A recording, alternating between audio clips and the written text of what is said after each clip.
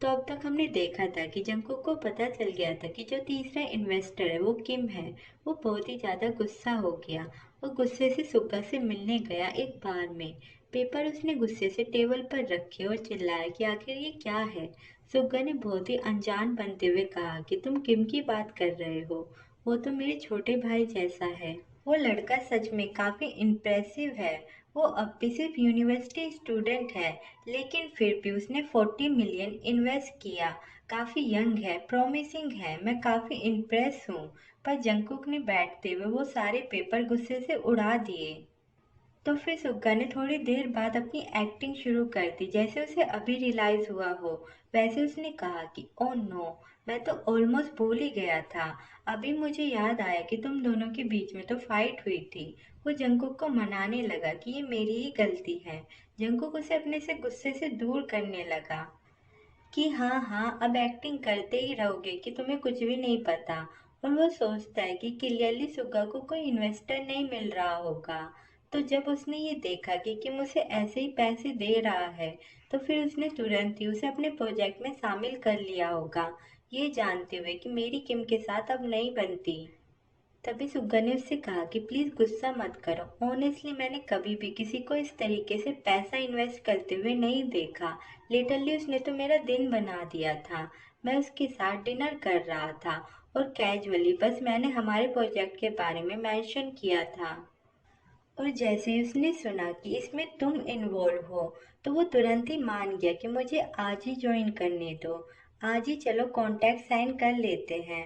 उसने तो ये भी नहीं पूछा कि प्रोजेक्ट किस बारे में है। वो बस साइन करना चाहता था बिना लेट किए। वो जंगकुक की ओर से में करता है कि चलो अब छुपना बंद करो, मुझे सच सच बता दो आखिर तुम दोनों के बीच में चल क्या रहा है।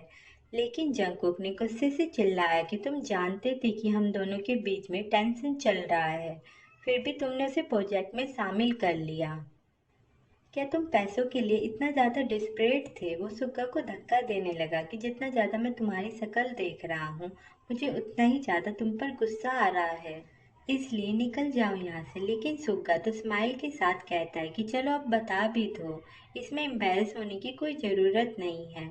एक लड़की के साथ रिलेशनशिप में होना, ये कोई नई बात थोड़ी ना है। साउजिन को देख लो, वो तो अपने बीएफ को अपनी फैमिली से मिलाने ले गया था। सच में इसे कहते हैं ट्रू लव। हाँ, मैं जानता हूँ कि पहले थोड़ा ड्रामा हुआ था, लेकिन अब सब कुछ ठीक है। वो जंगू के कांधे पर अपना आर्म रखता है कि क्या तुम दोनों के बीच में फाइट हुई थी? आई स्वेर मैं जरूरी एक यूपिड का रिकाइनेशन हूँ। तुम्हें क्या लगता है मेरे हाथ हमेशा ऐसी सिचुएशन लगी जाती है? अगर तुम चाहो तो मैं अपनी एनर्जी तुम्हें दे सकता हूँ। और खास करके वैलेंटाइन डे पर मेरी ये एनर्जी काफ़ी ज़्यादा स्ट्रॉन्ग हो जाती है। शायद तुम दोनों का भी पैचअप हो जाएगा। साउचिन और उसके बीएफ की तरह, लव बर्ड की तरह तुम दोनों भी उड़ने लगोगे। पर जंगकुक ने उसे धक्का देते हुए चिल्लाया कि शट अप, और वो जाने लगा। पर सुग्गा ने कहा कि बाय द वे कुछ दिनों के बाद हमें ऑफिस की जगह देखने के लिए चलना है। मैंने ऑलरेडी कुछ लोकेशन चुन ली है, तो फिर हमारे साथ देखने चलना भूलना मत। अगला सीन आया 14 फरवरी। इसी दिन सुग्गा ने जंकुक को बुलाया था ऑफिस की जगह देखने के लिए, जिससे अभी जंकुक थोड़ा बैड मूड में था कि मैं आजकल बहुत ही ज़्यादा बिजी था और मैं तो ये भूल ही गया था कि आज वैलेंटाइन डे है। सच में सुग्गा को दिन चुनना बहुत ही अच्छी तरीके से आता है। ये सड़ा हुआ दिन उसने चुना।